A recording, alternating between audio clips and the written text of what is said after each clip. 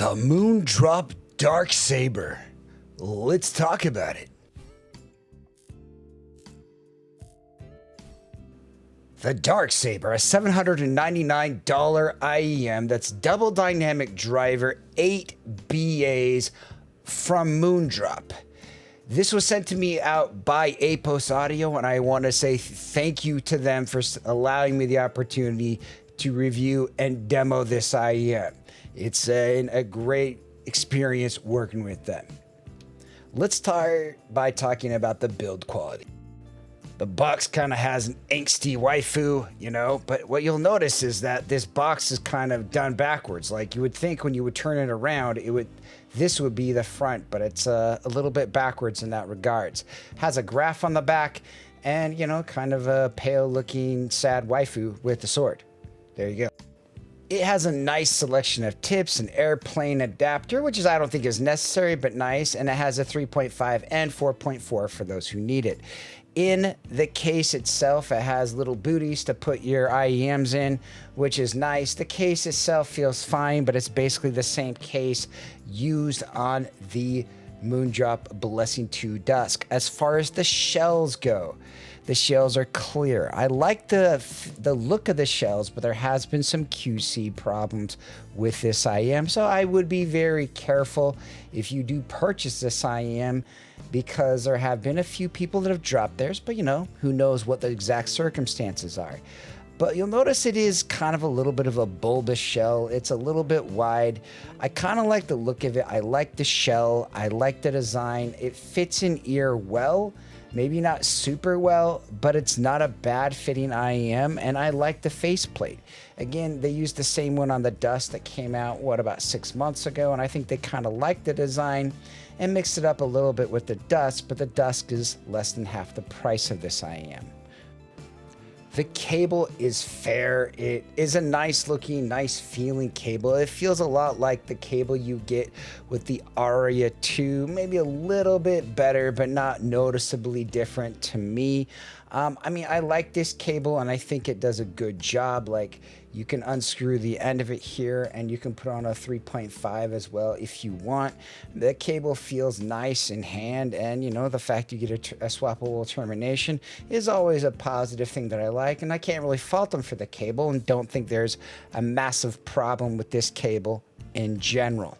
So how does this thing sound? And part of me loves the way this sounds and part of me hates it. When it sits right and has the right FR, it's kind of a neutral leaning style IEM that's not particularly great, but not particularly bad either.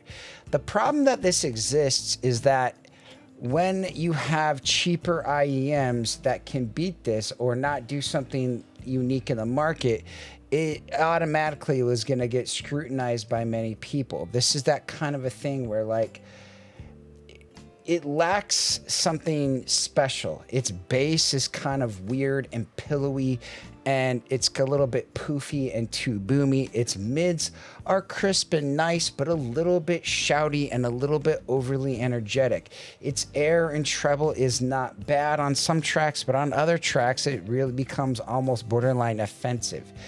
While this isn't a bad IEM, personally, I like the Dusk Analog, or even the Blessing 3, which, came out, in the last year or so as well. And I think, similar package, similar sound. So what do you get with that extra $400?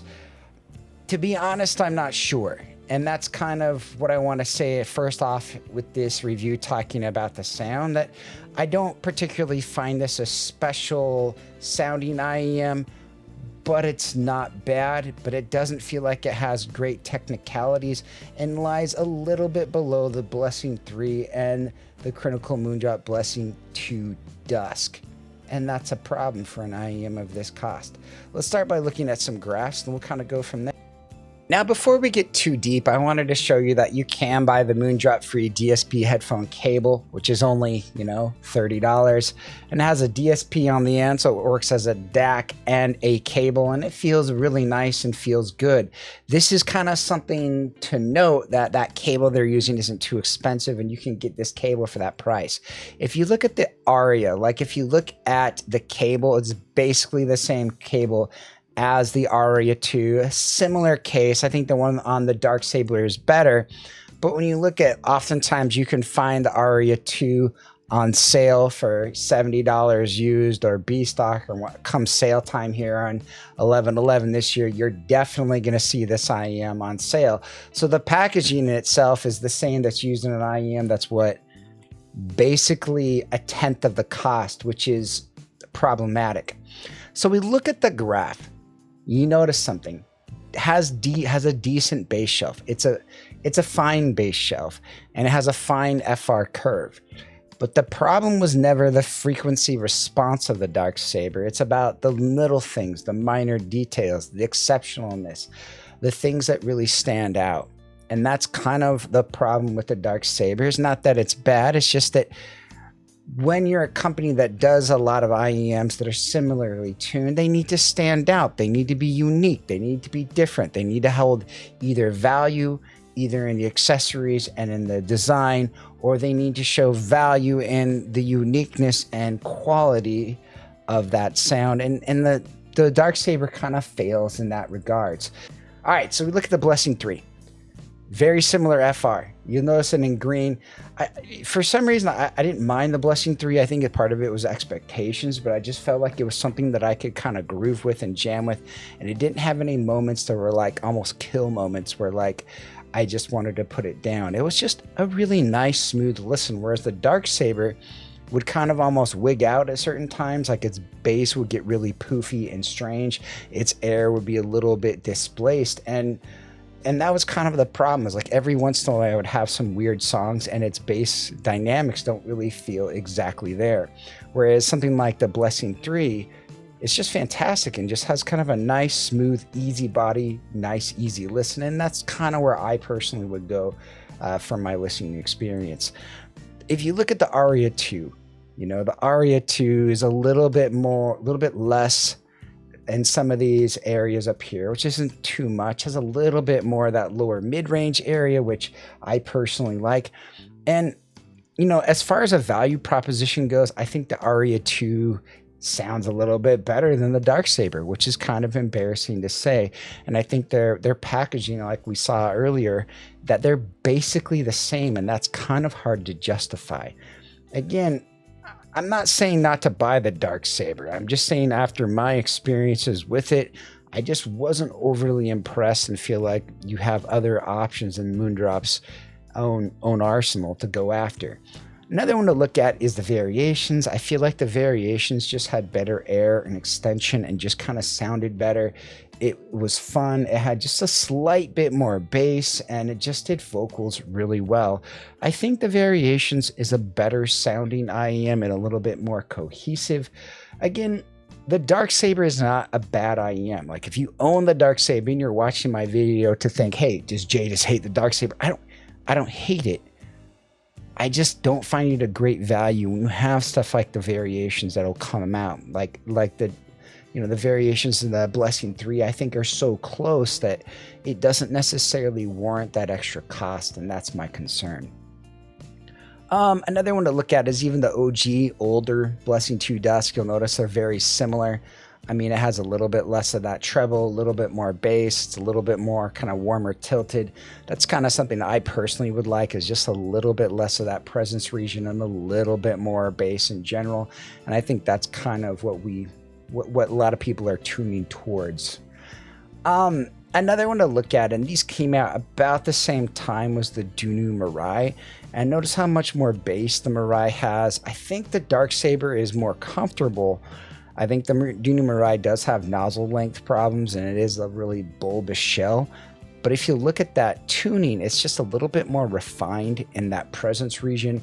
It's a little bit more steep down in that 5 to 6K region. It just does some things a little bit better, and I think its bass overall impact is just a better IEM. And they came out at about the same time, and I think it's interesting how close their FRs are to each other. But I do think that Dunu Mirai might be worth the extra money. Plus, it has a little bit more of a unique shell, and it's better packaged, to be honest.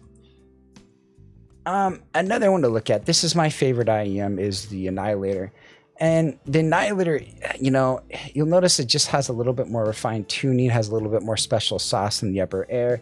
It's a unique presentation of sound that has great detail and great bass, and it just works as a cohesive set that never disappoints. That's why I like the Annihilator a lot. And I think, it's interesting to see certain trends, but like for some reason, the Dark Saber is just, it wigs out on too many tracks and has a little bit too much energy at some places. And that's kind of my concern. The Annihilator for me is the better IEM, despite the Dark Saber being very pleasant and very enjoyable at a lot of times. Another one to look at came out about this year is the U4S. U4S is a nice set, has a little bit more bass, has a little bit less of that shouty peak right around 3K. It's a different approach to upper mids and just something to note. I think, for me, I like the U4S, but it wasn't something I loved. But I think it was more tolerable than the Dark Saber. And these are about at the same price if you're looking at the B stock or used market. And that's, it's just something to note that, there's a lot of other options that I think you might be able to go with that are not going to have the shouty peak and oddities in that extension and upper air. Another one at around 800 is the Supernova. I mean, the Supernova to me has better bass, has a little bit less scoop mids, has a little bit, a little bit more flat, even upper mids, and it's just kind of a fun overall presentation. It's something I personally like, and I think it's something that people should try. To me, that's the benchmark. These, like the U4S and the Supernova, are like last year's 800 models that it's going up against.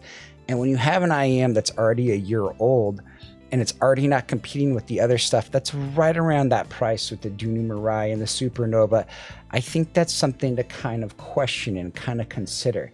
If we look at some other things that are coming out, like the Afu Cantor, I really like the Cantor. The Cantor to me has better bass. It's a little bit smoother.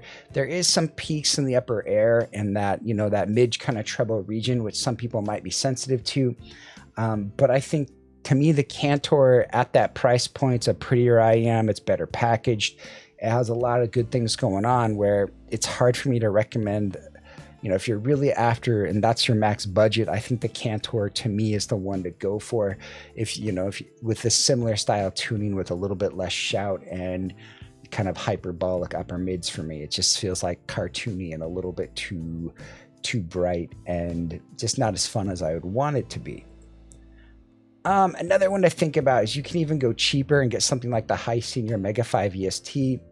But if you look at this and we dial down the treble here and dial up the bass, like the Mega 5 EST, it just sounds a lot righter to me. And it just, putting it in ear, it sounds better.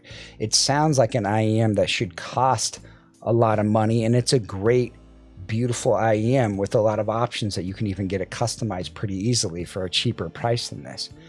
I think that's just kind of something to note in your options that you have at this price point. So it's like when you start pushing this additional money and you're not even competing with your own products, and then you're not even competing with other products at the price point, or even maybe a little bit less, becomes hyper, problematic. And that's just, that's kind of my feeling on the graph and kind of the overall sound of the Moondrop Dark Saber. The Moondrop Dark Saber. Let's rank this thing up. This is a funny IEM. Like when it hits, it's like almost A or S tier. But when it doesn't, its lack of cohesiveness makes it really go down. This is one of those IEMs that, like, if I just heard it at a show, I might be like, oh yeah, this is great, fantastic. But after having had it in home now for a few weeks and really gotten an opportunity to listen to it and listen to what it's doing and how it's really impacting the sound, I can't really recommend it. It's not an IEM that I fully hate and I can fully tell you, oh, this is a bad IEM. But it's just that, from the store that sent this to me and from the brand, there's multiple other IEMs that I think you could buy and be extremely happy with. And that's kind of my concern. And that is that at this point, I don't think the Dark Saber is hyper competitive, but if you want to try it, go for it. It's one of those ones that if someone told me the Moondrop Dark Saber is their favorite IEM, I'd go, okay. I could accept that. I could get that. I could get behind that, and I can understand what they're doing because it has some great qualities as well. The Moondrop Dark Saber. I don't call very many IEMs bad, but especially from a performance-based standpoint, I kind of think this IEM is bad. I think there's a ton of options and a ton of different things that you could get instead of this IEM and be happier with. It's a fine product. It has too much issues with the upper air, the treble, and its bass not being impactful, thumpy enough. It feels just incoherent. On some tracks, like in some bass tracks, it does hit, but it overall just has this poofy, unsatisfying feeling of bass. Its vocals feel artificial and too much for me. I like the design of this. I'm glad that this kind of got repurposed and gave a new life in Crin's new collab, the Dusk. And I like the design of these, although they've had some QC issues. If all these problems still aren't a problem to you, I think you can get this IEM without fault. But for me, it's very hard to recommend it based on all the facts that I've given. Thanks for watching to the end. If you guys have any questions, leave them in the comments below, and I hope you guys have a great day. You're still here. It's over. Go home. Go watch another IEM video. It's done. That's the entire video. What more do you want?